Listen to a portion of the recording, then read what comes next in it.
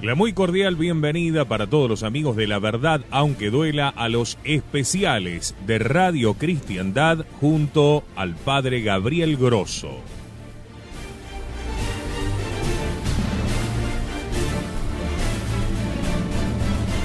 Querido Padre, muy buenos días, bienvenido. Primero de estos días, de estos 3 días, este triduo ya famoso de Radio Cristiandad con los especiales, junto a los padres que nos van visitando, referido a principalmente el tema del Apocalipsis que nos ha ocupado y nos mantendrá ocupados durante el resto de este año del Señor 2012, y hoy un día para algún otro tema que ande suelto por allí. Así que, muy buenos días, bienvenido, Padre. Buen día, Fabián, buen día para todos los oyentes de Radio Cristiandad. Bueno, el tema elegido para hoy, buenos días, Débora, buenos días, Germán. Buenos días a todos, gracias por estar con nosotros. El tema elegido para hoy es un tema que ha estado candente en los últimos días, digamos en las últimas semanas, muy a propósito quizás un poco de la tarea de la radio, de dar a conocer todo lo que está pasando, un poco en la visión apocalíptica, que es donde vemos está la gran falla de esta hora, la gran falla en la cual la mayor parte de los tradicionalistas se han perdido, ¿no? Tratando de encontrarle la punta a una suerte de restauración, a un punto que nosotros consideramos no va a venir, una restauración venida de la mano de la misma obra del hombre, ¿no? Es la espera de un Papa Santo y de un Rey Santo que devolvería el orden perdido, y nosotros pensamos, apoyados en el texto apocalíptico, que justamente esto va a ocurrir, pero por mano de Dios y tras la parucía. A propósito de esto, lo mínimo que nos han dicho es sectarios, ¿no? Lo han acusado directamente al padre Seriani, al padre Méramo, a usted, al padre Turco, con el mote de milenaristas. Entonces, me parece muy interesante que nos hable hoy, padre, acerca del el gran tema del milenio, ¿no? Y si está condenada la posición acerca del milenio, del milenarismo, y en definitiva, si está condenado, ¿qué es lo que está condenado, ¿no? Sí. Ante todo, estuve leyendo, yo no quería tocar el tema de la fraternidad, pero bueno, nos lleva a eso. Estuve leyendo el resumen sobre la conferencia de Monseñor de Galarreta, y se ve, al final se nota que, al menos me parece a mí personalmente, que el tema de buscar una falsa esperanza lo quiebra a él a plegarse, lo lleva a plegarse a Felé. Porque él dice, él no quiere ser fatalista, no quiere ser del grupo de los que, y dice que los que son fatalistas han perdido la esperanza y han dejado de combatir. Entonces él no le queda otra que plegarse a lo que dice su superior. Pues de lo contrario se tendría que, como no investigaron en esto, como no saben de esto, no quieren investigar, simplemente leen superficialmente por arriba, entonces no nadie quiere ser fatalista. Dicen, no, esperemos entonces que la iglesia resurja. Entonces tiene que decir, bueno, lo que dijo en la conferencia. Termina diciendo eso en la conferencia. Que él tiene esperanza. Tiene esperanza. Como si nosotros no tuviésemos esperanza. No, sí. Él tiene esperanza humana. Nosotros tenemos esperanza en nuestro Señor Jesucristo. Entonces había traído 3 textos en realidad, uno del padre Sáenz, otro del propio padre Leonardo Castellani, y otro texto que es muy, muy jugoso, que ese hay que leerlo y meditarlo, del padre Rovira, un exégeta que lo conocemos también por el padre Castellani, porque él lo cita, a este padre lo cita en el libro Catecismo para Adultos. Uh-huh.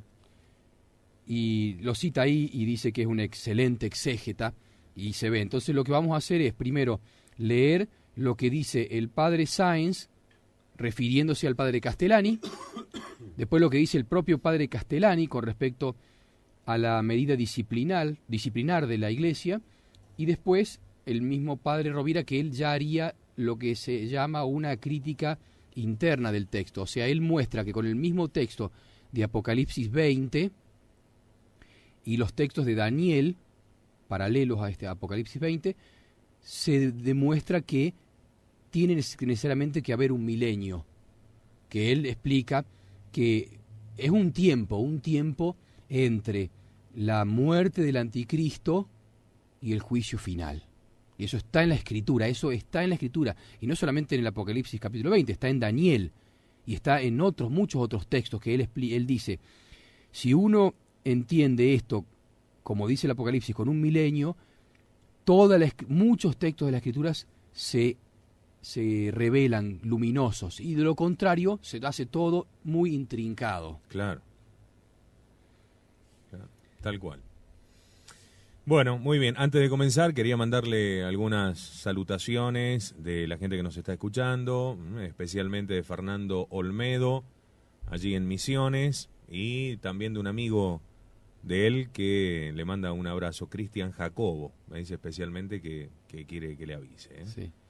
Bueno, también un saludo para toda la gente de la Sierra de Córdoba, de Córdoba capital, de Anizacate, de Rafael García, de La Bolsa.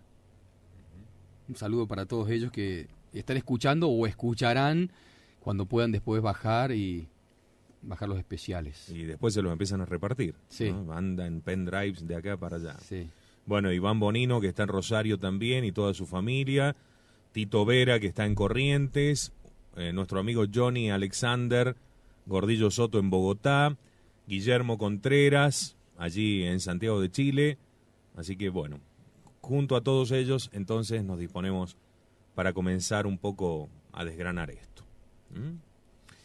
El reverendo padre Alfredo Sáenz, en su libro El fin del mundo y 6 autores modernos, dice del padre Leonardo Castellani: nuestro autor no ignora todas las alergias que hoy suscita el tema del milenio. Él lo cree plenamente coherente con la doctrina de la Iglesia.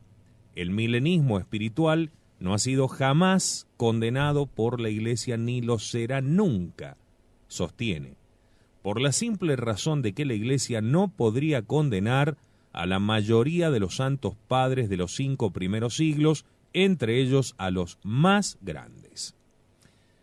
Es cierto que hace varias décadas el Santo Oficio dio a conocer sobre este asunto 2 decretos disciplinares para América del Sur, donde se prohibía la enseñanza del llamado milenarismo mitigado.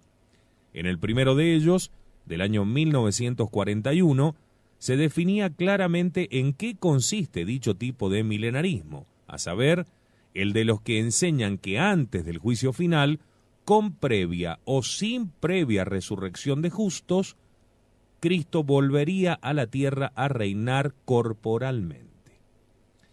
Esto en el año 1941.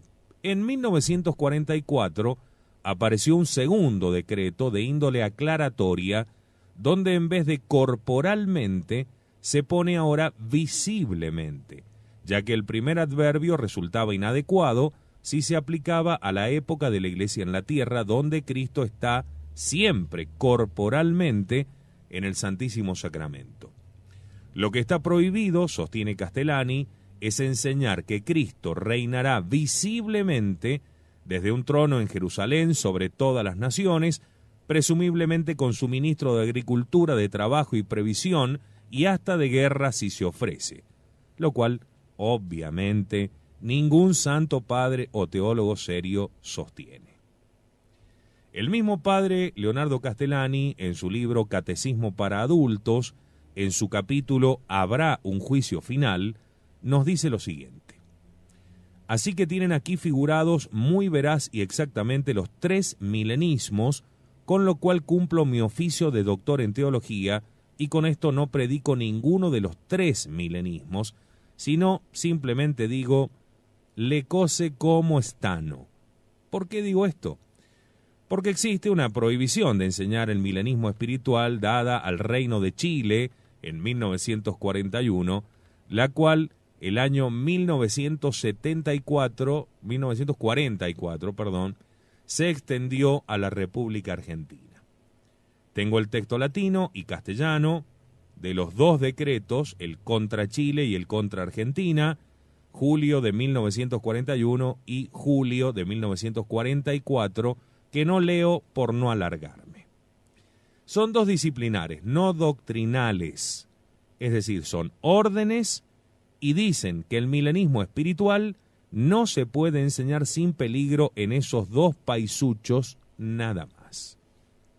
Eso fue lo que fulminó al pobre Martínez Zuviría, José Ignacio Olmedo y al padre Straubinger y a varios otros.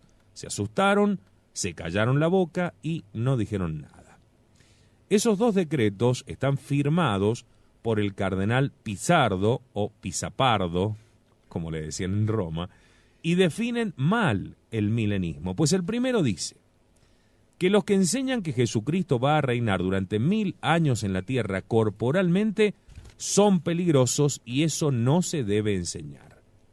Ahora bien, alguien le hizo notar al cardenal Pizardo que se estaba condenando a sí mismo, porque según ellos la iglesia actual es el reino de los 1000 años y ahora Cristo reina en el Santísimo Sacramento corporalmente.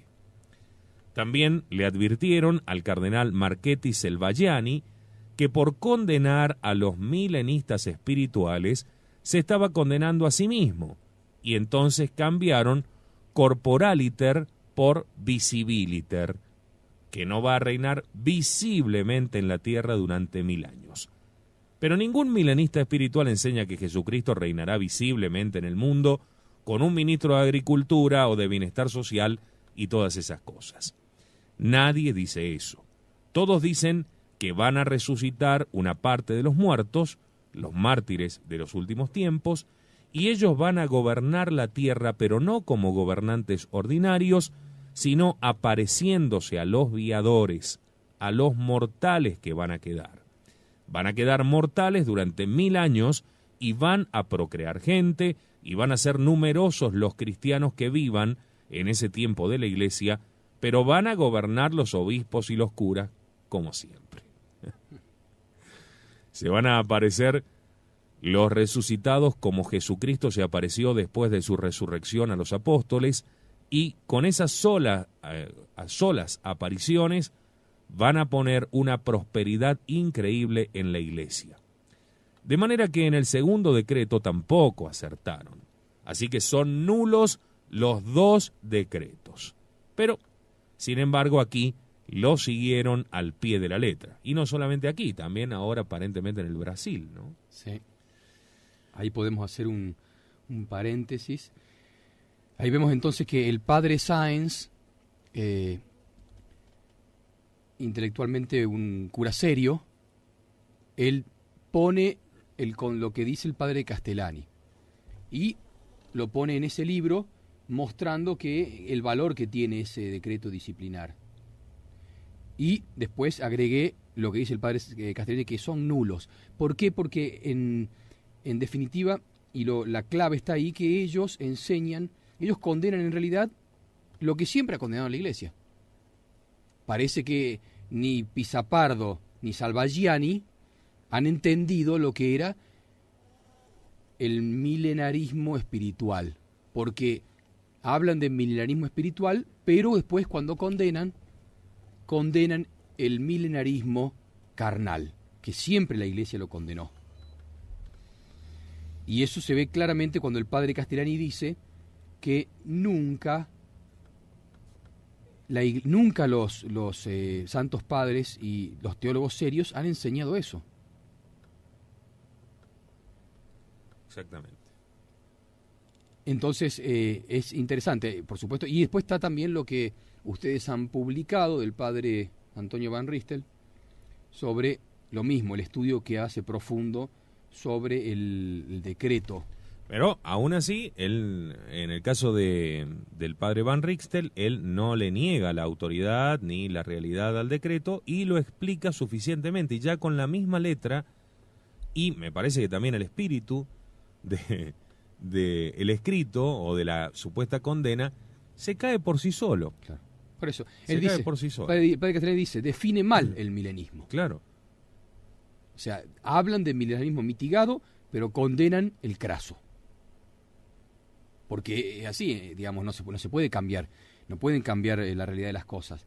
Entonces, es como si yo dijera, bueno, yo condeno tal cosa, pero cuando voy a definir, cuando voy a dar la condenación, condeno otra cosa. Claro. En realidad, ahí también habría algo de humor de parte de Dios, porque no permitió que lo condenen. Y lo dice el padre Castellani. ¿Por qué? Porque muchos santos padres serios, y no solamente serios, sino que tuvieron contacto directo con San Juan, evangelista y apóstol, predicaron esto. Y eso lo vamos a ver después en la crítica interna que le hace el padre Rovira, donde muestra cuáles son los padres de la iglesia que estuvieron en contacto con San Juan Evangelista. Que recibieron directamente de él. Claro. Y es muy interesante lo que dice, muy, muy interesante. Así que, bueno, si querés nos introducimos en el otro texto, que es ya la crítica interna, es ya ver en la Sagrada Escritura, a ver qué dice, no qué dice ni el padre Castellani, no, qué dice la Sagrada Escritura y qué sostuvieron los intérpretes, como los santos padres, con respecto al texto del Apocalipsis capítulo 20 y algunos textos de Daniel y otros textos de la Escritura que también habla de este tiempo que transcurre entre el fin del anticristo y el juicio final. En palabras del padre Leonardo Castellani, el eminente escriturista jesuita padre Rovira, el que escribió el artículo Parucía en la enciclopedia Espasa, le llama eminente escriturista. ¿No? Me parece suficiente. Duración del reino de los santos. Hemos visto que según la predicción de Daniel 7, versículos 26 y 27, digo esto y lo voy a ir citando porque hay muchos que van siguiendo con el texto de la Sagrada Escritura del programa, algunos inclusive entre los protestantes que les interesa muchísimo y sobremanera conocer la interpretación del Apocalipsis. Nos ha tocado aquí en varias oportunidades. Inmediatamente después de la muerte del anticristo no se acabará el mundo, sino que seguirá la iglesia compuesta de judíos y gentiles y extendida por toda la tierra, y los santos ejercerán el poder y la soberanía, y a ellos servirán y obedecerán todos los reyes del orbe. Esta interpretación del texto daniélico es no universalmente reconocida, pero sí la más común y autorizada, y más conforme a las palabras del profeta. Pero ¿cuánto tiempo ha de durar este reino de los santos en la tierra? Esto es ya objeto de discusión. Del texto daniélico no puede sacarse nada, pues aunque Daniel dice que su reino será sempiterno, es porque nos presenta este reino de los santos en la tierra continuándose con el del cielo, el reino de los santos anterior al juicio final, continuándose con el de después del juicio. Mas ahora hablamos solamente del reino de los santos en la tierra, del reino de los santos anterior al juicio final. Y claro, está que no ha de ser eterno. Pero ¿cuánto tiempo ha de durar? Algunos intérpretes, aún de los que admiten el reino de los santos en la tierra, dicen, como Tirini y Cornelio Alápide, que este reino ha de durar breve tiempo. Otros no hablan de su duración, otros suponen o afirman que durará largo tiempo. El padre Mestre también dice esto. ¿El padre Mestre? Claro, el padre Mestre dice que durará poco tiempo. Él, como sabe, conoce la Sagrada Escritura porque es profesor en La Reja, no puede decir que es una interpretación alegórica, sino que sabe que hay un tiempo en las Sagradas Escrituras entre la muerte del anticristo y el juicio final. Entonces, ¿qué hace él? Presenta su propia exégesis no respaldada por nadie. Esa es la cuestión. Bueno. Pero dice lo mismo, porque él este reino ha de durar breve tiempo. Se da cuenta que hay un tiempo, que es clarísimo eso.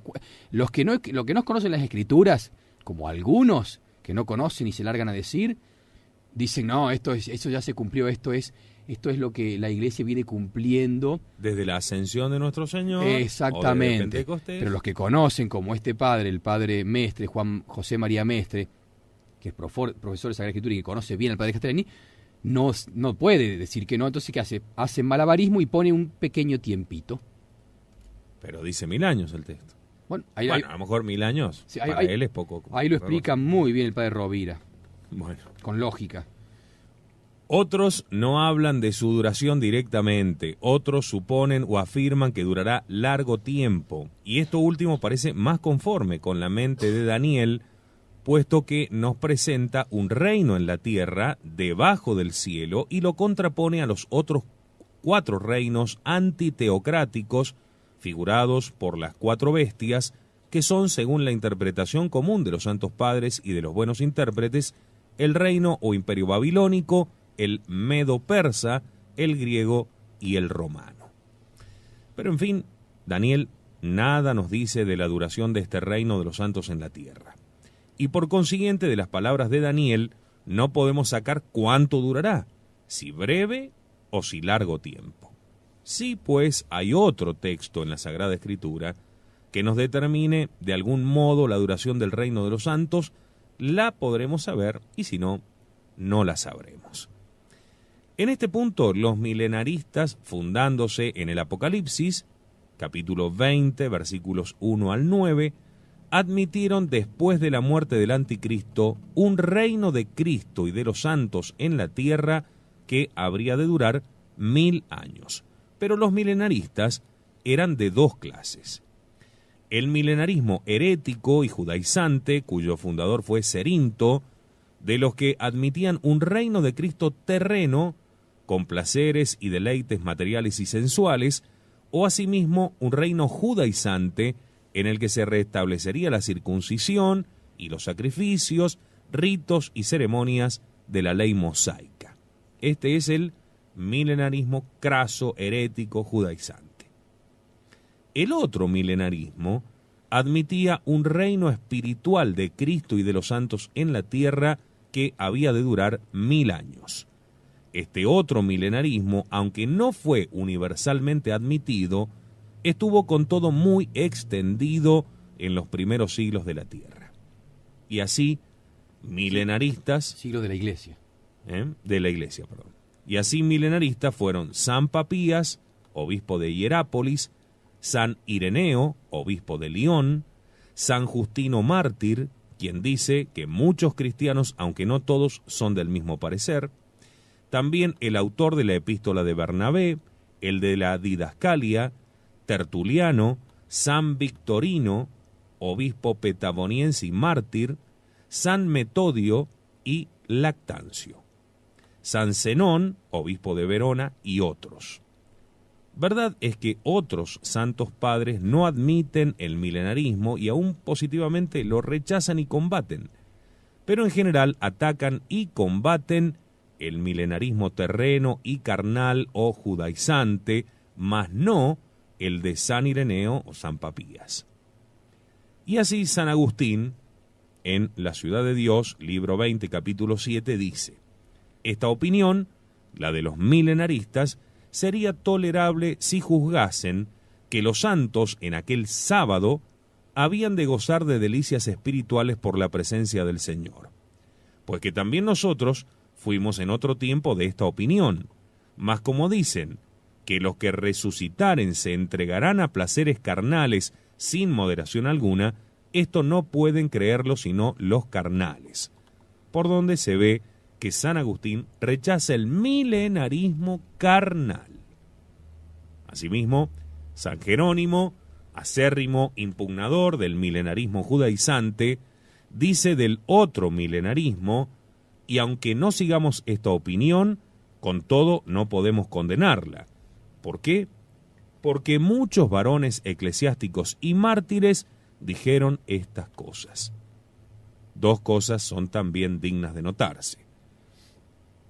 La primera es que la Santa Iglesia nunca ha reprobado positivamente el milenarismo de los santos padres y mártires de los que habla San Jerónimo. La segunda, que los milenaristas más antiguos, como fueron Papías e Ireneo, transmiten esta doctrina del reino milenario no puramente como fruto de sus interpretaciones escriturísticas, sino como enseñanza recibida de los apóstoles y de los varones apostólicos. Con todo, no puede negarse que en la doctrina milenarista se mezclaron y se involucraron con frecuencia otros errores que motivaron la condenación de libros de autores milenaristas. Por eso, prescindiendo de todo lo demás, trataremos solamente esta cuestión. ¿Puede o debe admitirse entre el anticristo y el juicio final un reino de 1000 años, tal cual lo describe San Juan al principio del capítulo 20 del Apocalipsis?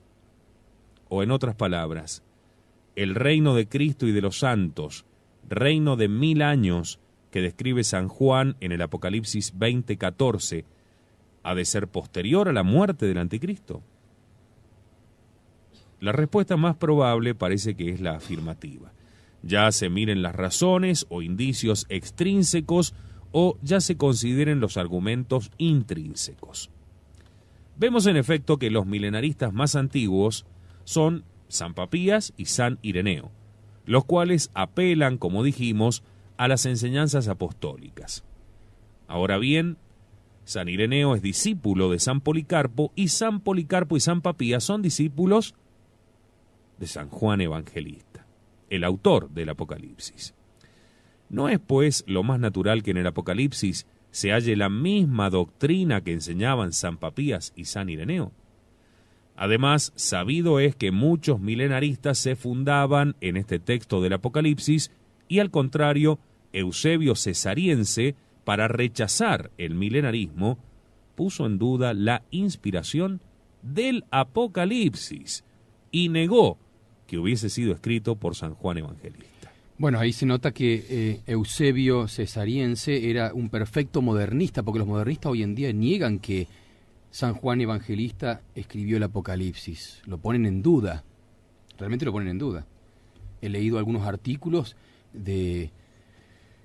incluso artículos que publican páginas de tendencia conservadoras, porque los exégetas modernos que estudian en las universidades romanas se han plegado a los modernistas y dicen que es muy difícil creer que San Juan Evangelista escribió el Apocalipsis. Y fíjese que tienen aquí como compañero a Eusebio Cesariense, que rechazaba el milenarismo y, para probar de que el milenarismo no era católico, decía, pues, si viene de un libro que no es inspirado.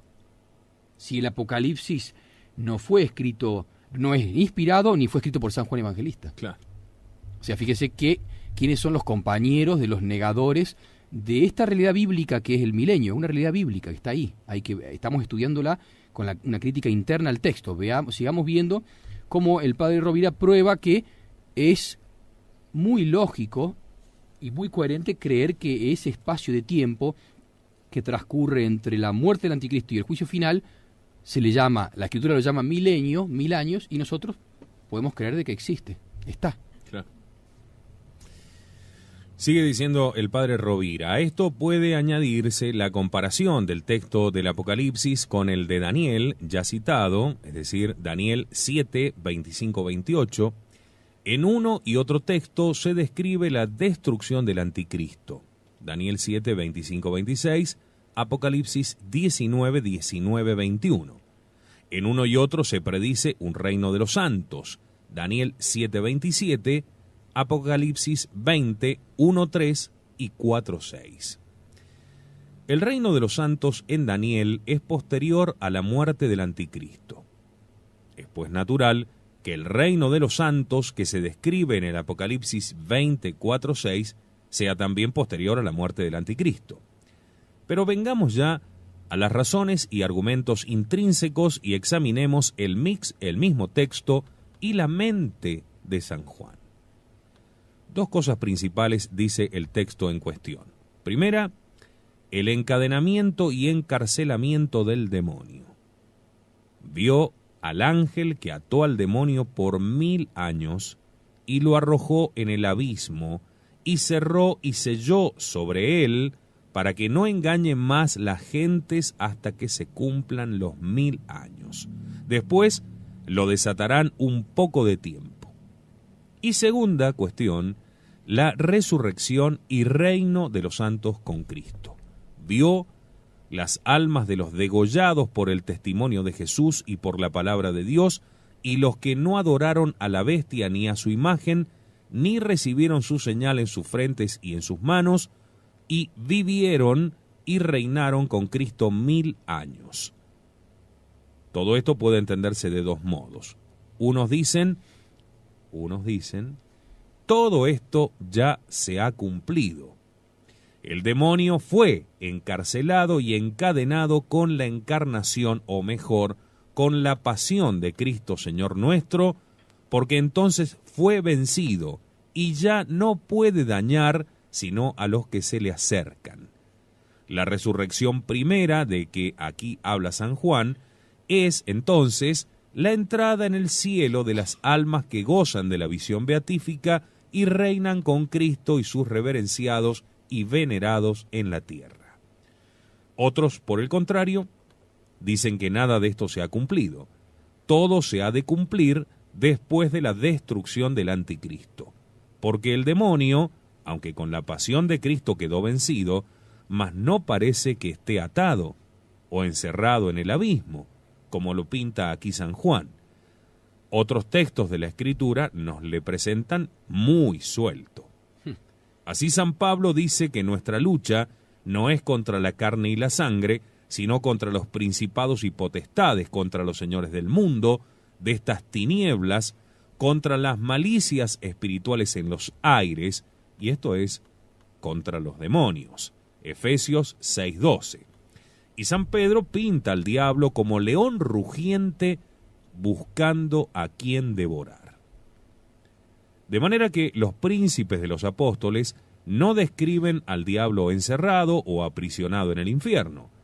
Tampoco parece que lo que San Juan llama primera resurrección haya de entenderse de la vida de gloria de las almas, porque la palabra resurrección, anástasis, suele decirse de los cuerpos y no suele aplicarse a las almas, y menos a su entrada en la gloria. Eso es muy importante, o sea, conoce perfectamente el texto. Primero, que muestra con los príncipes de los apóstoles, Pedro y Pablo, que el diablo no está suelto, y si hoy en día realmente no está suelto para nada. Nunca estuvo suelto. Nunca estuvo atado.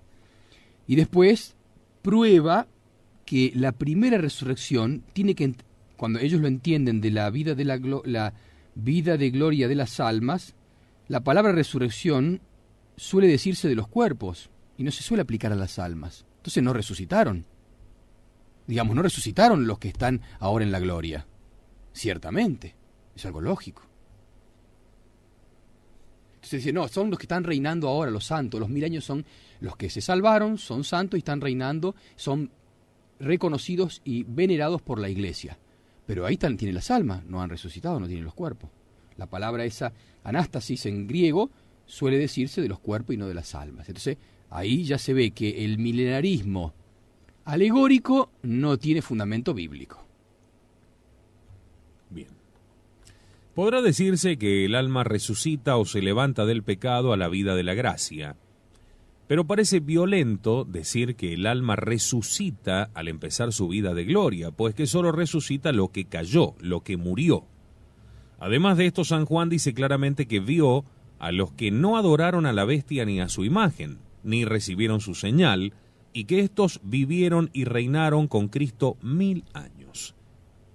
Pero estos que no adoraron a la bestia ni su imagen son contemporáneos del anticristo que hacía adorar su imagen, como se dice en Apocalipsis 13:14. Luego, si estos reinaron 1000 años, estos 1000 años han de empezar a contarse al menos después de la destrucción del anticristo. Y entonces... Clarísimo, pero clarísimo. Porque los que reinaron, sobre todo los que reinaron 1000 años con Cristo, son los que fueron degollados por el anticristo y los que no se sometieron al anticristo ni a su estatua ni a su marca. Entonces, necesariamente tiene que venir después del anticristo, salvo que digan que el anticristo ya vino y que ya existen esos mártires. Pero convengamos en algo, nadie discute seriamente sobre esta posición. Ellos ponen una posición cuasi dogmática y dicen, no, y esto es así, y punto, y se acabó. Bueno, pero discutamos, no. Y hay que ver los malabarismos que hacen para tratar de adaptar la secuencia del capítulo 20 del Apocalipsis a la inversión total y absoluta de esa idea que ellos tienen. Sí. Y empiezan, no, y acá los tronos y la potestad, ¿qué son? Los tronos episcopales, son los obispos, son los sacramentos, son cualquier cosa. Pero ¿no? fíjese, el padre Rovira dice, pero parece violento decir que el alma resucita al empezar su vida de gloria, pues que solo resucita lo que cayó, lo que murió. Entonces, ellos dicen, no, los que recuperan la gracia es una resurrección. Entonces, ¿y los que no tuvieron pecado mortal, que fueron librados como Santa Teresita, nunca resucitó entonces? Porque acá dicen que es recuperar la gracia. Y si esos que recuperaron la gracia tras la caída en pecado mortal, o sea, digamos, la venida a la vida en el bautismo, Sí. caída en el pecado, en un pecado mortal, muerte, Sí. resurrección a través de la confesión, del sacramento de la Sí. confesión, y una nueva caída, Claro, otra nueva resurrección. y necesitamos que mil Miles años de- más. y sí. Mil años más. Y sí. O sea, ¿cómo tratan de adaptar algo que está tan claro y evidente que el primer sentido que viene a la cabeza es indudablemente este, y tratan de darle vuelta y vuelta y vuelta para acomodar, para negar el milenio? Y es genial, porque el padre Castellani, que es muy, muy agudo, en un libro dice, no me acuerdo en cuál, pero dice claramente, la doctrina de ellos también está condenada por Pío XII, porque Pío XII dice que en su encíclica Divino Aflante Spiritu, la primera interpretación que se debe buscar es la literal. Y ellos buscan la primera alegórica, entonces está condenado también eso. No pueden buscar la primera alegórica, tienen que buscar la primera, la interpretación literal. Entonces, él dice, el padre Castellani dice, ellos están condenados, dice. Está condenada esa doctrina de buscar lo alegórico. Consideremos por fin la mente de San Juan. ¿Cómo entendía San Juan este texto? Cuanto al diablo, distingue él 3 períodos. Un primer período en el que el diablo está en el cielo o en el aire, luchando con San Miguel hasta que es derribado en la tierra, como se describe en Apocalipsis 12, 3, 9. Un segundo período en el que el diablo está en la tierra, período que comienza, o lo que parece, poco antes de la aparición del anticristo, Apocalipsis 12, 13, 18, y que dura todo el tiempo de la persecución del anticristo, Apocalipsis 13, 4 hasta 16, 13. Sí, el anterior es 13, 13, no es 12. No puede ser 2, sí, porque es a la mujer coronada, sí, perdón. Sí. Por último, un tercer período en que el diablo está encerrado en el abismo, lo cual no parece pueda ser sino después de la destrucción del anticristo. Y cuanto al reino de los santos, ¿qué piensa San Juan? Él dice expresamente que han de reinar sobre la tierra, Apocalipsis 5, 10. Pero entiende que reinan ya ahora sobre la tierra. Compárese Apocalipsis 6, 9, 11 con Apocalipsis 20, 4, 6 y la descripción que hace de las almas de los mártires en uno y otro texto. Hagámoslo. En el primero de ellos, o sea, Apocalipsis 6, 9, 11, aparecen las almas de los mártires debajo del altar, clamando al Señor con grandes voces y diciéndole: ¿hasta cuándo, Señor, no juzgas y no vengas nuestra sangre de los que habitan la tierra? Y dánseles sendas estolas blancas y díceseles que aguarden un poco de tiempo hasta que se complete el número de los mártires. ¿Y quién dirá que, según la mente de San Juan, las almas que están aquí clamando al Señor y pidiéndole juicio y venganza de los que viven en la tierra y aguardan se complete el número de los mártires, reinan ya sobre la tierra? Si reinan ya, ¿qué están pidiendo? ¿Qué claman? ¿Qué aguardan? Diráse que piden la resurrección de sus cuerpos. Podráse decir esto, pero no dice esto San Juan, sino que piden juicio y venganza. Cuán diferente es el cuadro que se nos presenta en el capítulo 24:6. Aquí ya no piden ni claman. Aquí los mártires han resucitado y reinan con Cristo. Aquí son ya sacerdotes de Dios y de Cristo y reinan con Él 1000 años. Son sacerdotes y el sacerdote no es un alma. es un hombre, como dice San Pablo en Hebreos 3:3. Distingue pues San Juan claramente dos períodos diversos. Uno antes del anticristo, antes que se complete el número de los mártires, en el cual las almas de los mártires claman, piden, aguardan juicio y venganza. Apocalipsis 6, 9, 11. Otro período después de la destrucción del anticristo, en que se les da el juicio y los mártires resucitados ya son sacerdotes de Dios y de Cristo y reinan con él 1000 años. Perfecto, ahí está muy bien explicado. Y dice él, ¿no? Sacerdotes son cuerpo y alma, no almas solas. Es muy interesante, muy interesante. Y después vamos a hacer una explicación sobre el tema de lo que significa, lo que entienden los teólogos, algunos teólogos serios, que son sacerdotes de Dios y de Cristo y reinan con él 1000 años. Porque entonces dirían, bueno, solamente los sacerdotes van a reinar y van a vivir con él 1000 años. Después vamos a ver la explicación esa que es muy interesante. A esto se añade que la persecución del anticristo es muy diversa de aquella de Gog y Magog. Ni pueden en modo alguno confundirse. Porque la del anticristo es una persecución en que el anticristo, que es rey, hace guerra a los santos y les vence y les conculca. Apocalipsis 13:7 y Daniel 7:25. Pero la de Gog y Magog no es una persecución, es una guerra y una rebelión en la cual los ejércitos de Gog y Magog ponen cerco a los campamentos de los santos y a la ciudad querida, pero no entran en ella, pues baja fuego del cielo, de Dios, y los abraza y consume. Así que mirada y consideradas todas estas razones, parece más probable que el reino de 1000 años, que predica San Juan en el Apocalipsis, ha de ponerse después de la destrucción del anticristo. Admitido esto, muchos puntos oscuros del Apocalipsis se esclarecen. De lo contrario, este libro se convierte en un tejido de incoherencias inexplicables. Y no solo el Apocalipsis, sino muchos otros textos bíblicos se esclarecen con esta explicación. Efectivamente, admitido este reino, se explica por qué los profetas con frecuencia, después de describir el juicio, hablan del reino del Señor.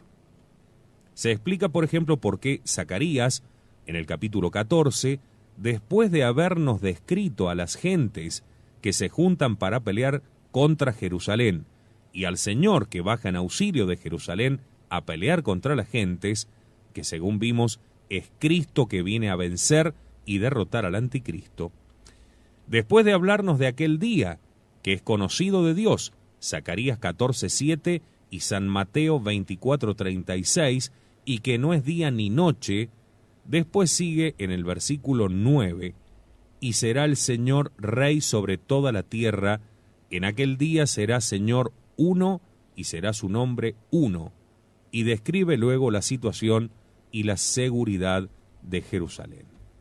Así se explica también por qué Joel, capítulo 3, después de haber descrito el juicio de Dios contra las gentes, esto es, contra el anticristo y sus reyes, después de describir las señales próximas de la parusía, el sol y la luna que se oscurecen y las estrellas que niegan su luz, luego en los versos siguientes pinta la santidad de Jerusalén y su prosperidad. Y el Señor bramará desde Sión, y desde Jerusalén dará su voz, y se conmoverán los cielos y la tierra. Mas el Señor será la esperanza de su pueblo y la fortaleza de los hijos de Israel. Y sabréis que yo soy el Señor vuestro Dios, que habito en Sión, el monte de mi santidad. Y Jerusalén será santa, y los extraños no pasarán más por ella. Joel 3, 15, 18. Y así pudieran traerse también otros muchos ejemplos,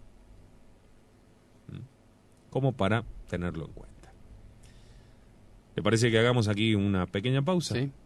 Sí, mientras tanto, aprovechamos para avisarles a nuestros oyentes que pueden comunicarse con nosotros con sus dudas y comentarios al respecto como siempre a la dirección soporte@cristiandadfm.com o a través del Messenger con la dirección cristiandad@msn.com. Breve pausa y enseguida regresamos a los especiales de Radio Cristiandad junto al Padre Gabriel Grosso. Estamos compartiendo en Radio Cristiandad los especiales junto al Padre Gabriel Grosso. Mañana y el día jueves estaremos con la consecución del plan sobre el Apocalipsis. Hoy, misteriosamente o no, también estamos tocando un tema apocalíptico como el milenio, pero digamos fuera de programa, ¿no? Como un bonus track aquí en los especiales. Bueno, muy bien, Padre. ¿Te parece que terminemos el texto y después tomemos este otro que estuvimos charlando durante el corte, que está muy bueno también, obviamente? Sigue diciendo el texto: podría así objetarse a todo lo dicho que el reino que Daniel predice después del anticristo, o sea, Daniel 7:27, no puede ser el que predice San Juan en Apocalipsis 20:4. ¿Por qué? Porque el de Daniel es perpetuo, más el del Apocalipsis ha de durar un tiempo definido de 1000 años. Ahora se haya de ver este como un número exacto o bien un número redondo. Pero en realidad no hay oposición entre los dos textos, porque el reino de los santos que describe Daniel es perpetuo, según dijimos, porque dura en la tierra hasta el fin del mundo y porque se continúa después en el cielo eternamente. Y en este sentido, es también perpetuo el reino de los santos que pinta San Juan en su Apocalipsis. Mas este dice que el reino durará 1000 años, porque en realidad durante este tiempo el demonio estará encarcelado y encadenado, y los santos reinarán pacífica y universalmente en toda la tierra. Después sobrevendrá la seducción de las gentes y la sublevación de Gog y Magog, durante la cual los santos conservarán su poder y soberanía, pues que no serán vencidos, pero su reino ya no será entonces pacífico ni universal como antes, hasta que, castigadas con fuego del cielo, las tropas rebeldes de Gog y Magog, se restablecerá en su primitivo esplendor el reino de los santos hasta el fin del mundo o hasta el tiempo que Dios sabe.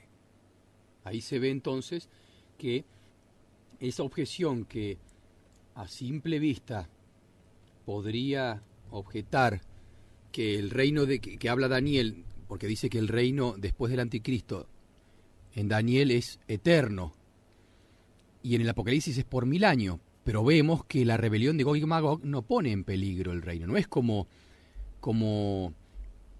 el momento que estamos viviendo en el cual el anticristo tiene poder para hacerle la guerra a los santos y vencerlos. Los de Gog y Magog no van a vencerlos, va a ser simplemente una rebelión, un asedio, y van a ser vencidos. El reino continuará hasta que Dios sabe. Muy interesante. Entonces no se contraponen. El reino de 1000 años del Apocalipsis es el mismo que el reino para siempre de los santos en Daniel. Claro, exactamente.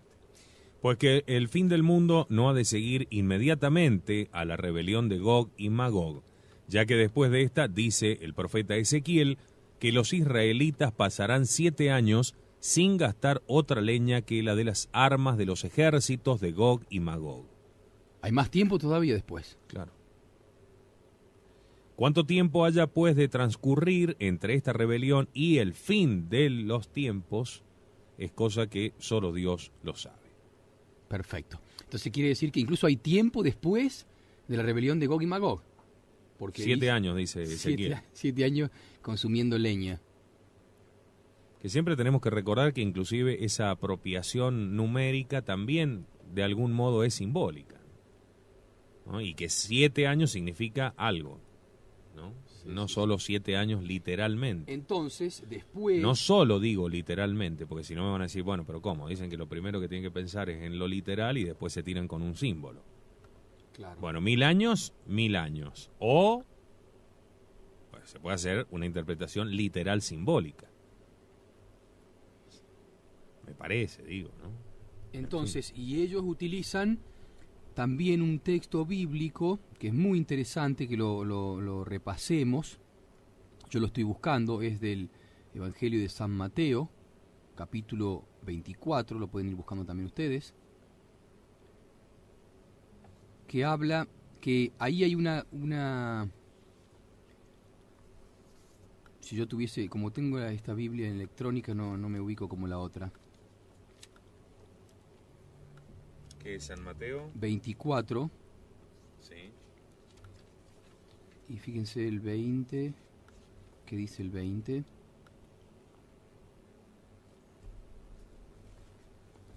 Sí, no, 20 no. Acá está, lo encontré. No, eso no. Acá está. San Mateo 24, 35. Pero primero lee el 36. Bueno. 24, 36. Mas en cuanto al día aquel y a la hora nadie sabe, ni los ángeles del cielo, sino el Padre solo. Muy bien, todos citan ese texto como si se refiriese a la parusía. Uh-huh. Perfecto, pero leámoslo ahora junto con el texto con el versículo anterior, porque no hay que cortarlo. Bien. El cielo y la tierra pasarán, pero las palabras mías no pasarán ciertamente. Mas en cuanto al día aquel y a la hora, nadie sabe, ni los ángeles del cielo, sino el Padre solo. Bueno, ¿eso a qué se refiere? ¿A que el cielo y la tierra pasarán?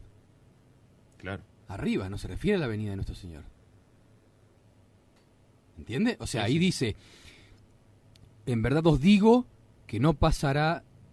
No, en verdad nos dice, pero acerca. No, el cielo y la tierra pasará, pero mis palabras no pasarán. Pero acerca de aquel día y hora nadie sabe, ni los ángeles del cielo, ni el Hijo, sino el Padre solo. Pero está hablando del momento que pase el cielo y la tierra. Y recién leíamos que al final, cuánto tiempo haya pues de transcurrir entre la rebelión y el fin de los tiempos es cosa que solo Dios sabe. Como no lo ha revelado eso. Muy interesante ese texto, porque ese es el texto que citan muchas veces para decir, no se puede saber, conocer el tema de un... Claro, ustedes arriesgan, ustedes esto, claro, ustedes exactamente. lo otro. Simplemente tampoco vamos a arriesgar una fecha, pero el estar atento. Y después hay otro texto también muy interesante, que está en el Apocalipsis capítulo 3. Apocalipsis capítulo 3, en una de las iglesias, la quinta iglesia.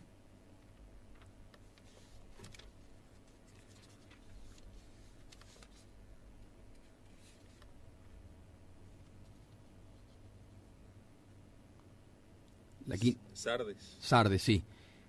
Al final habla de nuestro Señor llama a que estemos atentos. Ponte alerta y consolida lo restante que está a punto de morir, porque no he hallado tus obras cumplidas delante de mi Dios. Recuerda pues tal como recibiste y oíste, y guárdalo y arrepiéntete. Si no velas, vendré como ladrón, y no sabrás a qué hora llegaré sobre ti. Perfecto. Si no velas, no sabrás a qué hora llegaré sobre ti. Si velas, sabrás a qué hora llegaré sobre ti. Se puede entender afirmativamente, o sea, eso está en negativo. Claro. Ahí dice... Si no velas, vendré como ladrón, y no sabrás a qué hora llegaré sobre ti. Inclusive es una amonestación. Claro. Entonces, si velas, al menos conocerás algunas cosas para que prepararte cuando llegaré sobre ti. Y después está el famoso texto de Amós 3, que tanto hemos tardado en encontrar anoche. ¿Ah, sí? Cuando hablábamos también del Apocalipsis, porque hablamos también del Apocalipsis en la mesa. Dios. El texto de Amós 3, 7. Profeta menor, Amós. Acá lo tengo, 3, 7. Dice así: Mas el Señor Dios no hace estas cosas no hace nada sin revelar sus secretos a sus siervos los profetas.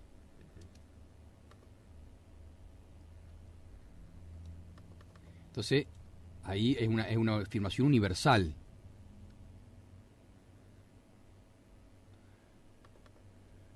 Muy universal.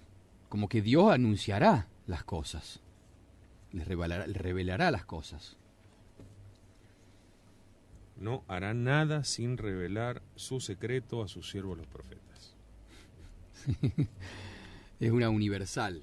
Es una afirmación universal. Bueno, esperemos. Y después, con respecto a la objeción esa de que, muy interesante, que el padre Rovira pone, que el padre Rovira dice que el texto dice: son sacerdotes de Dios y de Cristo y reinarán con él 1000 años. Entonces uno puede decir, bueno, pero entonces solamente van a reinar los sacerdotes, solamente van a vivir en el milenio los sacerdotes, o van a reinar los sacerdotes en el milenio. Nada más. La explicación es muy interesante, la podríamos leer.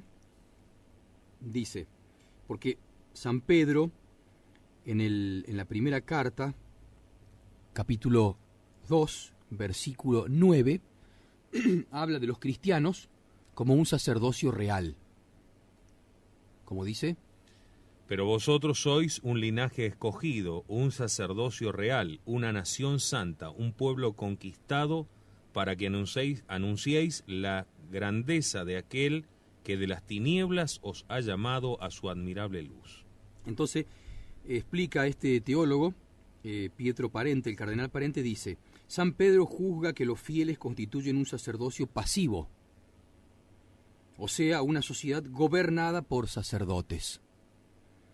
En efecto, la frase del versículo 9, sacerdocio real, tomada del Éxodo 19:6, según los 70, se ha de entender de un reino perteneciente a los sacerdotes, en el que los sacerdotes tienen el poder de gobernar. Se trata, pues, de una hierocracia, en el que el gobierno es consagrado, el que gobierna es consagrado y el que es gobernado participa de esta consagración como nación santa. Los fieles no son ellos mismos sacerdotes, sino objeto de los cuidados y del gobierno de los sacerdotes. Como la expresión bíblica también, vosotros sois un reino, no significa vosotros sois otros tantos reyes, sino súbditos de la autoridad real. Así la expresión vosotros sois un sacerdocio no implica vosotros sois otros tantos sacerdotes, sino súbditos de la autoridad sacerdotal. Del mismo modo se han de interpretar los pasajes análogos a la carta de San Pedro, que se encuentran en Isaías 61:6, 62:12, Apocalipsis 1:5-6 y Apocalipsis 20:6, o sea, lo que hemos estado leyendo. De manera que, y lo que dice el padre Castellani en el texto que leímos, el segundo texto que hemos leído, con respecto a que, porque nuestro Señor Jesucristo reinará con sus santos, él dice que van a gobernar los obispos y los curas, dice él, en el milenio. Pero claro, no es que van a gobernar corporalmente ahí sentados en su reino. De hecho, muy bien explica Daniel que el reino este está entre el cielo y la tierra. Pero ese es el punto de la objeción, ¿no? Aparentemente, por lo menos por los decretos, todo el problema pasa por una cuestión de gobierno. Claro. ¿Cómo se va a llevar a cabo el gobierno? No, si va a haber o no milenio, sí, o resurrección, porque inclusive prescinde la disposición acerca de la primera resurrección, con resurrección o no de los justos. Dice, no nos interesa ese tema. Sí. Fundamentalmente el tema pasa por dónde estará el gobierno. Una cosa de locos, ¿no? En definitiva. Pero ahí ya lo hemos visto. Y bueno, y por supuesto que estos textos hay que leerlo, releerlo, tratar de cotejarlo, meditarlo. Pero, como dice el padre Sáenz que hemos citado, en la mente, el padre Castellani sabe que esta doctrina no tiene, el milenismo espiritual no tiene nada en contra de la doctrina de la Iglesia, al contrario. Pero bueno, y utilizan lo mismo que utilizaron los antiguos herejes para atacar el texto bíblico, ¿no? Claro. Además, el mismo texto apocalíptico, al anunciar, y reinarán con Cristo, habla de un reino futuro, y San Juan lo está escribiendo en el año 100, cuando ya había pasado la ascensión, Pentecostés, o sea, estaba la iglesia. Sí, y sin embargo no dice, este es el reino de Cristo, la iglesia, no, y reinarán con Cristo. Y estaba también, y había sido destruido también el templo. Y yo siempre pongo como ejemplo palmario de esto, primero la oración del Padre Nuestro, ¿no? Claro. Venga a nos tu reino. Si fuera la iglesia, ya estamos en él. Si fuera el juicio final y la Jerusalén celestial, diría más bien, llévanos. Claro. No, que venga aquí. Vénganos tu reino. ¿No? Pero bueno, o sea, me parece que sobre esto, el que lo puede ver, ciertamente lo verá y será con dolores de profeta. Lo comprenderá, alcanzará a entenderlo y eso le provocará dolor y punto. Y hasta ahí llega la obra en cada uno. Y el resto no lo verá. Claro. Y es necesario que no lo vea. Forma parte del plan de Dios. Claro, pero esto es muy importante verlo porque de lo contrario, no viéndolo, uno tiene que forzar... toda la interpretación. No solamente eso, sino que tiene que imaginar restauraciones según el paladar de cada uno de los teólogos que los puede asistir. Y eso se ve, yo lo dije antes, se ve con la conferencia de Monseñor de Galarreta, podemos leer la última parte. Tienen que... Se alinea con Monseñor Felé, porque de lo contrario le habrán dicho, bueno, pero entonces vos, ¿con quién estás? ¿Qué estás esperando? No, yo no soy fatalista, no. No, yo no soy, yo tengo esperanza, yo no me he rendido. Y bueno, entonces esto es lo que queda, porque no queda otra. Dice así, dice Monseñor de Galarreta, porque nosotros ciertamente podemos caer por falta de fe, por falta de caridad, pero también por falta de esperanza. Nos hacemos pesimistas o fatalistas. Falta de esperanza. Esta es una forma de rendirse. Cuando ya no hay esperanza, uno se deja ir. Estamos vencidos. Y eso habla de los fatalistas y los pesimistas. Le tira por elevación al padre Seriani. Porque no entienden esto. Y cuando uno tiene falta de esperanza, al contrario. Ellos tienen que fabricar restauraciones, o sea, imaginan restauraciones, confunden lo que ellos desearían con lo que va a ser. Claro, ciertamente nadie quiere morir, eso es lógico, ellos son obispos, no quiere que desaparezca toda su obra, pero entonces, ¿de dónde sacan las restauraciones? Y por eso tienen que, sí o sí, hacer un acuerdo con la iglesia, porque si no, se vuelven fatalistas. Y pesimistas. Claro. O sea, esto se va a podrir, esto pero si va en caída. Lo mismo pasa con la parte, digamos, así decirlo, la parte que también se plegó alguna resistencia, la parte de Don Tomás y los de Spes. O sea, ellos están esperando, tienen que esperar una restauración, entonces, tienen que esperar una restauración, entonces, ¿cuál es el objetivo? Y no apartarse de la fraternidad, hay que salvar la fraternidad. Y bueno, veámoslo también en algunos otros movimientos de salvación de la fraternidad, como Chazal, claro, donde está ahora también el padre Trincado. El padre Cardoso, no sé, que quedó más solo que... Bueno, ¿dónde está puesto? Hay que consagrar Rusia.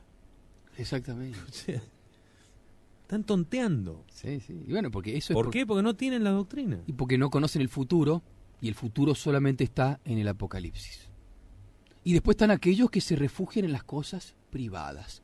y tienen una mezcolanza en la cabeza. Qué lío que hay con eso, ¿eh? Oh, pero, mire, yo le voy a decir, hace mucho tiempo atrás yo leía esas cosas, pero la conclusión que saqué es que te complica, te meten una confusión en la cabeza, te mezclan un montón de cosas, no es claro. Ha metido la cola el diablo en todo eso, mucho. ¿Por qué? Porque sabemos que desde la época del concilio no podemos confiar en ningún obispo y en ningún papa que le otorgue la autoridad a las apariciones, porque ellos ya abandonaron los tradicionales juicios para juzgar estas cosas. No sabemos quién lo dijo. Y consideran todo. No, me llegan a veces mails de gente de línea media que dice, último anuncio de Dios Padre a la Argentina. ¿Se acordó? Pero yo pregunto, ¿y quién les mandó eso? Último anuncio, y hace años que vienen diciendo eso. Y última cosa, y la Virgen dice que hagan esto, y que se preparen, y que guarden cosas. ¿Pero de dónde sacan todo eso? Sí, hay que leer el Apocalipsis, hay que leer lo que interpretaron el Apocalipsis, que es mucho más claro. Lo demás es confusión. Y hablan de un cataclismo, y de un terremoto, y de esto. Ahora me llegó uno, el castigo a Estados Unidos. Y otro que me llegó también, último aviso de Dios Padre a la Argentina. Argentina se está descarriando. ¿Cuántos años hace que está descarriando Argentina? Como si fuese eso cuestión de lo que está pasando ahora con la ley esa del aborto. Por favor. Eso es... Pero... Eso no, es una... No es ni más que menos que el fruto del descarrío. Es una consecuencia de las consecuencias de las consecuencias de las Claro. consecuencias. No se va a alarmar ahora Dios Padre por eso. Se tenía que haber alarmado hace muchísimo tiempo atrás. Y ellos dicen que Dios Padre les dio este mensaje y lo largan como si fuese de Dios Padre. ¿Qué saben? Hacen lo que dice San Juan, que examinen aparte, a los espíritus. Claro. Examinadlo todo y quedaos con lo bueno. Claro. Entonces, basado en eso, hay que examinarlo todo. Venga de donde venga, Exactamente. hay que darle crédito. Y hoy en día, ¿quién le puede dar autoridad como antes? Que antes los obispos tenían un sistema de juicio católico de la Iglesia, en la cual sometían esas alocuciones o esas apariciones a ese juicio, y en esa criba salía si era bueno o era malo. Pero ahora hablen con los obispos lo que piensan. Claro. ¿Qué ¿Quién juicio? puede discernir? Por eso no hay que prestar atención a nada, solamente al Apocalipsis, a las partes que tiene San Pablo, San Pedro, San Judas y las partes del Evangelio que hablan del futuro. Lo demás no se sabe. O sea, quién la lo dice. seguridad de la doctrina revelada a la revelación pública. La seguridad está ahí. Todo lo demás... Y o cuestión de que se ataca a los que se quieren apoyar solamente en esos textos y en esos intérpretes, que es lo único seguro. ¿Y después qué pasa? Y después resulta que no creen al Apocalipsis, a San Juan, a San Papí, a San Ireneo, al padre Castellani, al padre Rovira, y sí le creen a Valtorta, a María Valtorta. O sea, eso parece un castigo.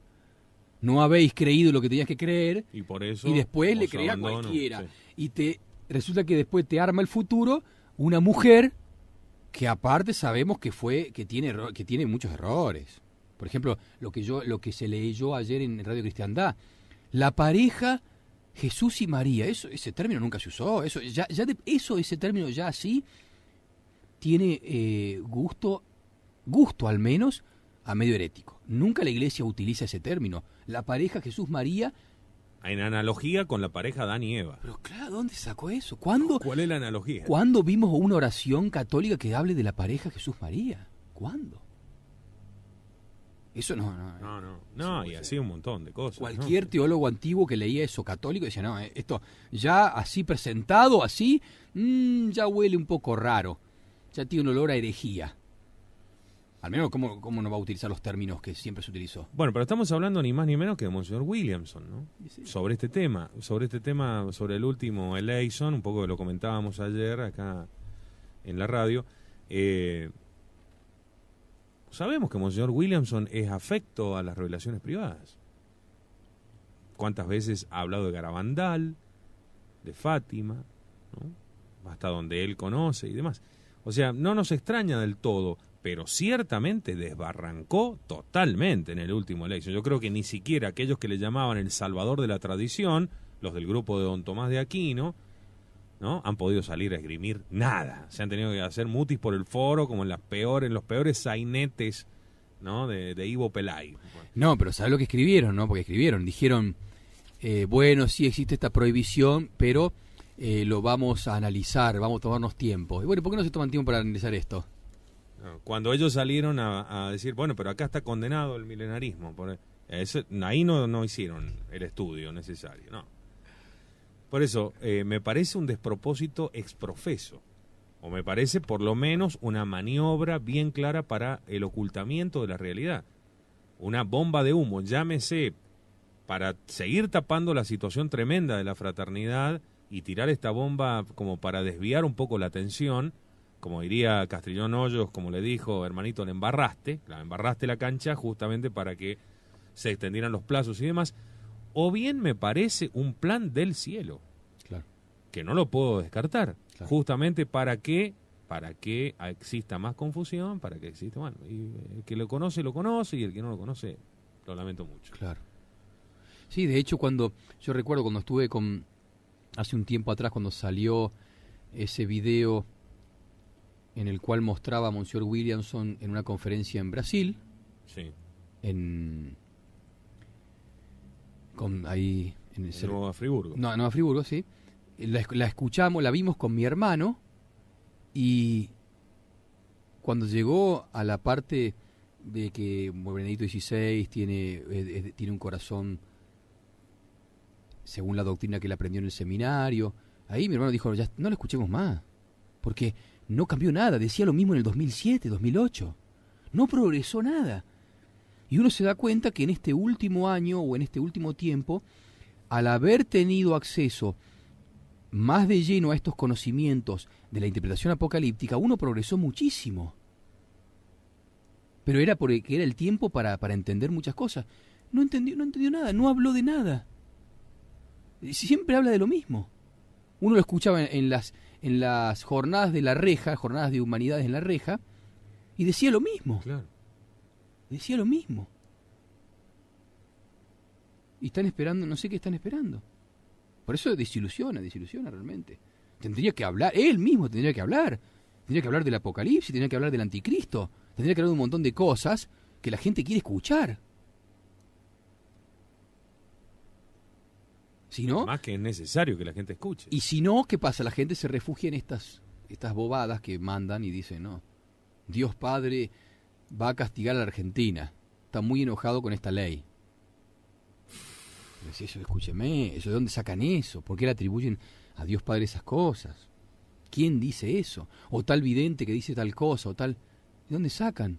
Y te mandan un montón de textos. Bueno, el caso de la vidente de la fraternidad es también, ¿no? O sea, sí. ¿Eran uno o varios videntes? Es una vidente. Una vidente. La que se comunicó con Monseñor Felé, que bueno, inclusive en su momento, cuando yo empecé a investigar, lo que pasa es que era tan agarrado a los pelos que no quisimos hacer nada en su momento, aquí en la radio, pero lo sabíamos hace bastante. Inclusive se manifestaba en contra de Monseñor Felé en aquel momento cuando pide él la cruzada de Rosarios por el levantamiento de la excomunión, y salta iracundo Jesucristo, según la vidente, a decirle que no era ese el objetivo, sino la consagración de Rusia. Que no podía cambiar. O sea, a todas luces... Parece... O sea, nos quieren pasar por idiotas directamente. Sí, o sea, sí. Ya es el peor de los diablitos, el más estúpido el que está metido en el tema. O sea, no es Satanás. ¿No es cierto? Pues si no, ya... Bueno, y uno lo deja pasar. Y lo retoma Monseñor Williams. Con el tiempo, yo me entero, también por otra persona llegada, que ahora la vidente había cambiado la visión y apoyaba a Monseñor Felé. Mira qué bárbaro. Con razón le dice Williams, el demonio claro, está detrás suyo. Pasa que eso, atribuirle eso a Dios es una cosa... Es una barbaridad, sí, es una barbaridad. Qué poco serio. Qué poco serio. Pero eso es un castigo, un castigo por no querer mirar lo que tendrían que mirar. Entonces terminan creyendo a cualquiera. Son, como dice el padre Castellani, crédulos. No creen en lo que tendrían que creer, después le creen a todos, a cualquiera. Incrédulos, crédulos, crédulos. Y bueno. Es un signo, ¿no? Sí. Es un signo así, bien claro. Y después están aquellos que tratan de no apagar esa última esperanza, ¿no? Un poco lo que me está contando Fernando Olmedo desde Misiones, que ayer el grupo SPES puso un post donde salían a defender el tema de Valtorta, diciendo que Pío XII lo aprobaba, que Pío XI lo recomendaba, o no sé, o viceversa, y a la hora lo tuvieron que levantar al post. ¿Sí? Sí, eso me pone aquí. Bueno, ese que yo decía, que yo lo leí, que ellos se iban a tomar un tiempo para estudiarlo y reflexionarlo. O sea, tratando de salvar lo insalvable. Al Salvador. Claro, ya lo habían declarado salvador de la tradición. Cuando nosotros desde hace cuánto que venimos con el tema de Monseñor Williamson dando, que a mí en un primer momento, debo reconocer, a mí me resultaban duras las palabras del padre Seriani. Sí. O decía, yo no me voy a tomar ni un café con Williamson. Sí. A mí me resultaba duro escucharlo. Y con el tiempo, no me queda ninguna duda. La obra de la tradición, ¿no? Todo un misterio operado allí. La destrucción, no quedó nada. No quedó piedra sobre piedra. Y después está si bien la carta del padre René Trincado a Monseñor Felé, si bien adolece, como me decía alguien que sabe mucho, adolece de lo principal porque no ve la diferencia, no ve el error de Monseñor Felé, que el error principal es no distinguir entre iglesia oficial e iglesia visible. Claro. No lo ve a eso. Sin embargo, dice cosas muy interesantes, porque lo está diciendo un miembro de la fraternidad. Dice que la fraternidad ya empezó a ser ambigua, lo que uno venía denunciando. Dice que empezó a haber una persecución, un estado de persecución y de inseguridad dentro de la fraternidad. Dice que también ha callado la verdad, que ya pierde credibilidad entre los fieles. Dice que hay una confusión muy grande entre muchos sacerdotes y fieles que no saben que el mismo Monseñor Felé perdió credibilidad. Entonces todo eso demuestra que si lo dice un sacerdote mismo de la fraternidad, entonces no era uno tan alocado. Exacto. O uno decía, ustedes son los que dividen. No, escúcheme, vean que lo está diciendo un sacerdote que todavía está dentro de la fraternidad. Entonces, ¿quién era el que dividía? ¿El padre Seriani y Radio Cristiandad? ¿O era Monseñor Felé? ¿O el padre Bullacourt? Si lo está diciendo René Trincado, que todavía, escuchen, todavía está dentro de la fraternidad, entonces, pónganse a pensar por lo menos. No, resulta que... ¿y qué pensarán los fieles de aquí de San Luis, de la fraternidad? Que porque se les fue un sacerdote, se les fue otro. Sí, así. Tienen muy mala suerte ellos. Lo de Mendoza es gravísimo, porque estaba el prior ahí cuando le dio la admonición, dice la carta. Sí. O sea que el padre Calcina se ha alineado perfectamente. Yo comprendo, es una presión muy grande. Yo me imagino un prior que tiene 35 años, que venga Monseñor Felé con su presencia como superior general, venga el padre Bullacourt, lo agarren a Trincado, y Monseñor Felé y el padre Bullacourt le dice, tiene que retractarse o lo echamos. ¿Usted se cree que el padre Calcina va a decir, no, espere, yo estoy con Trincado?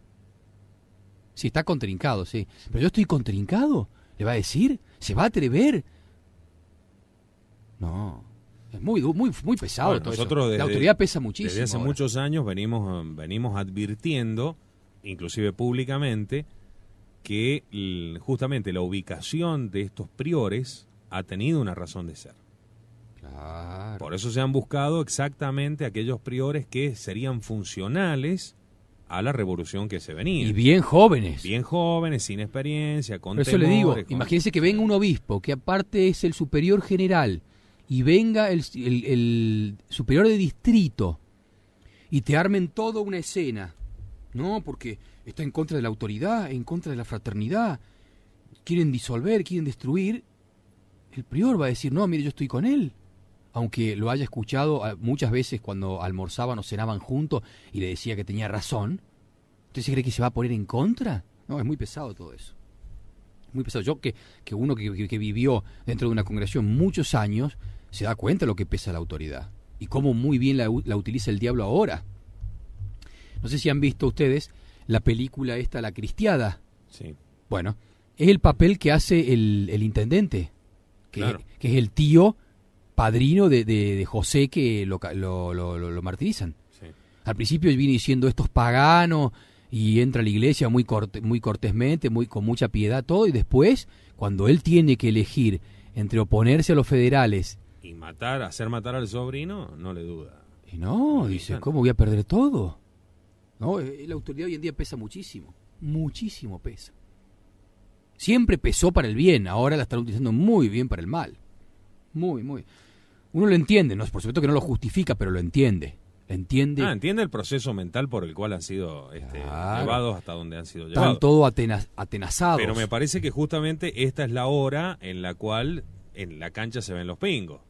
Entonces, si ahí el prior en Mendoza, ante esta misma circunstancia, era el padre Méramo, Sí. inmediatamente hubiera saltado. Está bien, Por eso, pero el padre había que Méramo, sacarlo. tiene tal vez 20 años más que el padre Calcina, tiene un montón de cosas que... Bueno, y por eso lo ponen... Por a esos me priores, refiero. así, claro. Por eso son los priores. Claro, exactamente. Ya cuando lo pusieron en Mendoza al padre Altamira, nosotros quedamos tremendamente Claro, sorprendidos. viene Ullacur con la presencia que tiene él, ¿qué se le van a plantar? Es muy difícil, muy difícil. ¿Usted cree que el padre Calcina no sabe cómo piensa Trincado? Que lo ¿No tuvo lo habrán charlado en pero algún momento? 1000 veces, todos los almuerzos y todas las cenas. Y aparte, desde que ya este problema, aparte, habiendo estado yo ahí, que se habrá hablado mucho más del tema que en otro lugar. Claro.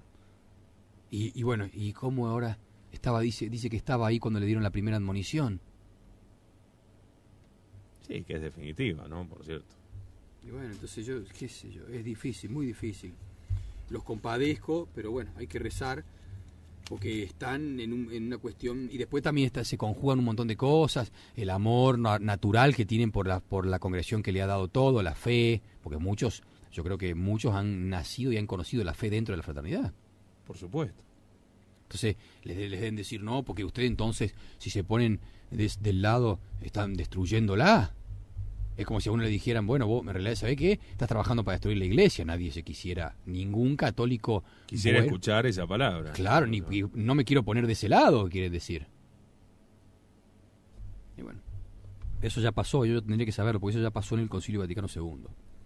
Sepan que eso ya pasó una vez en la historia, y lo que se está aplicando, la autoridad que se aplicó para someter a todos los obispos y todos los sacerdotes con las reformas postconciliares, la están usando ahora para someter a todos los sacerdotes y todos los fieles en la fraternidad.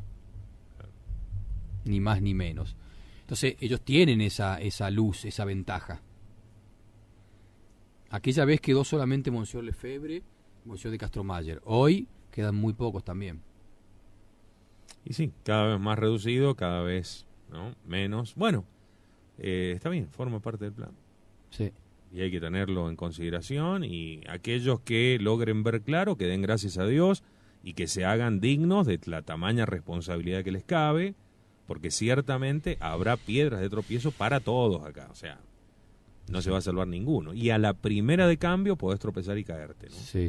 Y arruinar un montón de cosas, dejar mal parada un montón de cosas, justamente ante una piedra de escándalo. Entonces, con mucho cuidado, con temor y con temblor, Sí. como decía San Pablo. Sí, porque en definitiva Dios no necesita de nadie. Claro. Simplemente quiere necesitar de algunos instrumentos, pero no es que está obligado para con ellos. Pero es que además el profeta nunca acepta la condición. Siempre lo vive con mucho dolor. Y no quisiera tener que decir las cosas que dice. Claro. Porque obviamente no solamente le trae problemas con el resto, ¿no?, de sus congéneres, familiares, etcétera, etcétera, sino que además pasa por loco. Pero y no solamente sino que pasa por loco. Hoy en día no es que no pasas por loco, es que en realidad no te entienden. Claro. Vos le vas a hablar a una persona de la situación actual, directamente no te entiende. Entonces no se puede hablar. O sea, hay una imposibilidad incluso física de hablar. Cualquiera que se levante hoy en día y se ponga a predicar esto, no lo va a escuchar nadie. No le interesa directamente, no le interesa. No lo entienden. No lo entienden personas que tendrían que entenderlo dentro de la fraternidad, dentro de la tradición.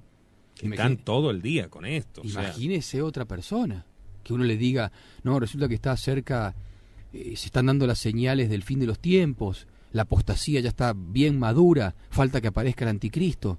¿De qué me está hablando este? Claro. Capaz que te escucha porque te ve con la sotana, pero después decide, ¿qué está hablando? Mirá los errores de los últimos papas, mirá los errores del... No, están locos ustedes. ¿Ustedes que están contra el papa? Sí. Se hace insostenible, claro, por supuesto. Entonces hay un agregado, aparte de haber lo que siempre hubo, una persecución especial para aquellos que predicaron el Apocalipsis, ahora hay un agregado, es que ahora ya directamente nadie te entiende. Directamente no entienden la cuestión. No solamente que no te quieren escuchar, que no entienden. Claro, hay una imposibilidad. Exactamente, hay una anulación de las inteligencias por la basura que le meten día y noche, por la televisión, por la radio, por todos los medios de comunicación, por lo que se vive en la calle, por lo mundano, todo eso. No están preparados. Habría que explicarle... Bueno, no, habría que haber sido fiel a todas las gracias que uno fue fiel para llegar a este momento y entender ciertas cosas. No se pueden saltar etapas. No, obvio. No, es tremendamente difícil. Ayer, digamos, uno lo va comprobando en esta tarea de ir analizando un poco la actualidad sin meterse demasiado. O sea, un poco en nuestro programa diario, en Mientras el Mundo Gira, en esa visión de lo que va aconteciendo en la iglesia a nivel mundial y de lo que acontece en el mundo, en definitiva. Ayer, por ejemplo, las declaraciones del obispo participante del Sino a favor del divorcio. Sí. Y hay que rever la posición. Encuentra un caldo, ¿no?, ya preparado y se toman la sopa todos. Sí. ¿Por qué? Porque la inmensa mayoría del mundo está en esa situación hoy. Claro. Entonces dicen, bueno, no, muy bien, listo. Pero tiene razón, dice, ¿cómo ¿cómo están dejando a los divorciados afuera? ¡Qué horror! Entonces, ¿quién forma parte hoy de la iglesia? Si no los divorciados, ¿quién? Claro, ¿quién? Los concubinos no. Los adúlteros tampoco. ¿Cuántos hay? 3. Sí. Y sí. Sí. Y es así. Qué increíble. Y eso en el sínodo de los obispos, ¿no? Y Benedicto. Y pensar que hay todavía sacerdotes, como por ejemplo los del Verbo Encarnado, todo que apuestan todavía a esto. Y fue Aguer allá. ¿Y qué va a hacer Aguer? Que también comparte todo esto, esta confusión, esta Babilonia. ¿Qué va a hacer? Por eso no queda otra que escaparse urgentemente de la iglesia oficial. Urgente escaparse de ahí porque... Y una cosa más que uno podría adelantar. ¿Cómo puede llegar a ser el próximo Asís? Si la realidad eclesial está así como uno ve, ¿cómo puede llegar a ser el próximo Asís? Puede llegar a ser el próximo Asís, en vez de hacerlo en Asís, puede ser que el próximo Asís sea en el futuro templo de Jerusalén, donde todos los líderes religiosos van y reconocen, y todos lo estén viendo por televisión, y vean que el Papa, y que vean que el anglicano, el ortodoxo, los budistas, todos aceptan a un líder mundial, que los únicos que le van a llamar anticristo van a ser 3 o 4 gatos locos, y los demás van a decir, claro, este es el Salvador. Miren, si el Papa lo reconoce, ¿no está todo planeado y digamos, orientado hacia eso? Claro. De hecho, fíjense, los judíos están diciendo, un rabino muy serio, al menos que lo han puesto ellos, dice, la última fiesta que festejaron, que es la fiesta de los tabernáculos, esperemos que el próximo año estemos haciéndolo en el templo. Pero si tiene la mezquita enfrente, ¿cómo está diciendo eso? ¿Piensan destruirla? ¿Tiene información que nosotros no tenemos? Esperemos que esta fiesta, la fiesta que cae en octubre del año que viene, estemos haciéndola en el templo, dijo. Imagínense. O sea, y entonces puede llegar a ser Asís, no 5, sino Asís 6, justo, Asís 6, puede llegar a ser en el templo de Jerusalén, donde todos los líderes religiosos van y reconocen a ese líder mundial que ya vinieron preparando con documentos papales. Y todo el mundo lo ve, porque hoy en día lo puede ver todo el mundo, vía satélite, viendo cómo el Papa se arrodilla delante de un líder mundial. ¿Puede ser eso? Está todo preparado para eso, ¿no? O sea, Sí, nadie se opondría, ¿eh? no. ¿Quién se opondría? No, Si te dicen, no, pero si el Papa reconoció que puede llegar a ser, es un buen gobernante este. No, pero si tiene ansias de liderazgo mundial, él ya lo aplaudió en la encíclica exactamente, y lo promociona. Caritas in Veritate, ¿no? Y bueno, ahí está. Lo promociona, ¿Tiene recomienda. información que nosotros no tenemos, él? Eso, pero, obviamente. Bueno. No hay mejor sistema de inteligencia que el del Y Vaticano. bueno, Eso. ahí está. Ahí está, entonces... Escuchando cada célula al oído. Sí. Cada célula al oído del cura, el cura al obispo. O sea, en 3 pasos se enteraron de todo. Sí. Pero más vale, más vale. Entonces, puede llegar a ser que en los próximos encuentros que ellos mismos fabricaron... Pero me parece que eso sería algo tan tremendamente evidente para nosotros, que tampoco, porque nosotros también vamos a ser confundidos. No, ahí lo que leímos, ¿no? Va a ser evidente, porque nosotros lo estamos esperando. Pero van a ser 3 o 4 gatos locos nada más. Y que hay de aquellos que digan algo contra este. Pero escúchame, si el Papa no es que lo autoriza. ¿No se dan cuenta que todas las religiones están diciendo que son buenas? Pero miremos nada más la idolatría que hay alrededor de la figura de Juan Pablo II. Bueno. Que hemos tenido un signo antes de ayer, ¿no? Un signo al cielo evidente. Así que van a traer las reliquias de Juan Pablo II aquí a mi casa. No, a mi casa no. Inundó todo. Claro. Y Lourdes quedó sumergido bajo el agua. ¿Lourdes iba a ir? Claro. No había entendido eso. Reliquias tenían que estar en Lourdes cuando... Sí, eso sí lo leí del Vatican Information Service, eso lo leí. Pero claro, y ahora entiendo, ¿no? Había visto esto de Lourdes, ahora entiendo, ahora relaciono. Y el lugar de las fuentes de las aguas de la sanación quedaron inundadas de las aguas mundanas del río Gave, ¿no? Una mugre, un espanto. O sea, les gustan los signos, les gustan las cosas. Bueno, miren esto. No, pero no lo entienden así, no lo entienden. Tienen ojos y no ven. ¿Qué va a hacer? Tienen oído y no oyen. Bueno, Pater, mañana, ¿qué hacemos?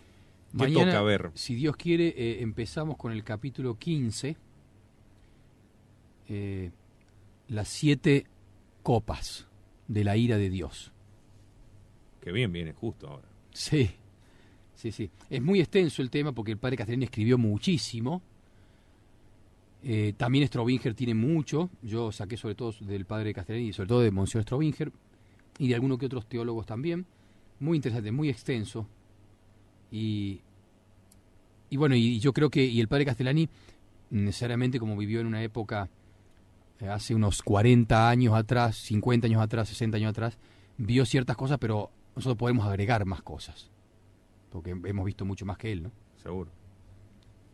Es la única ventaja que tenemos.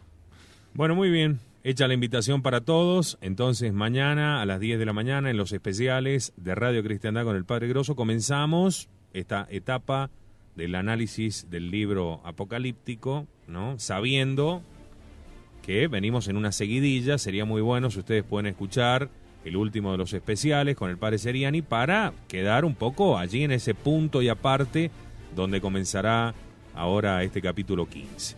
Recordemos también esta noche el horario de la misa, 20:30, 20:30, sí. En casa de la familia Ledesma. Sí, y también invito, entonces, les pido que a los que leen el blog y los que escuchan los especiales, si tienen tiempo, hagan el esfuerzo, lean de nuevo el artículo ese del padre Rovira, que es mucho más extenso en realidad en la enciclopedia, y pásenselo también a los otros pero para que lean, al menos que lean, que lean y que critiquen, pero con una crítica con fundamento, porque eso hay que tener mucha capacidad para criticarlo, porque estudió mucho el padre Rovira para hacer ese artículo. ¿Dónde se puede encontrar ese artículo? ¿Usted me lo puede pasar después completo?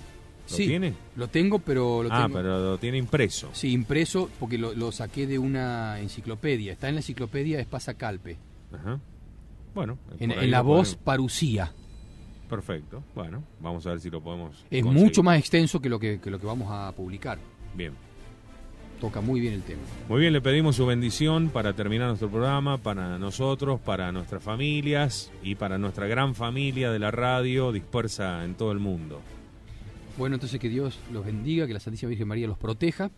Y bueno, muchas gracias también por la invitación y esperemos que mañana podamos continuar con el Apocalipsis. Muy bien. Muchas gracias a todos. La seguimos aquí mañana 10 de la mañana en los especiales con el padre Gabriel Gross.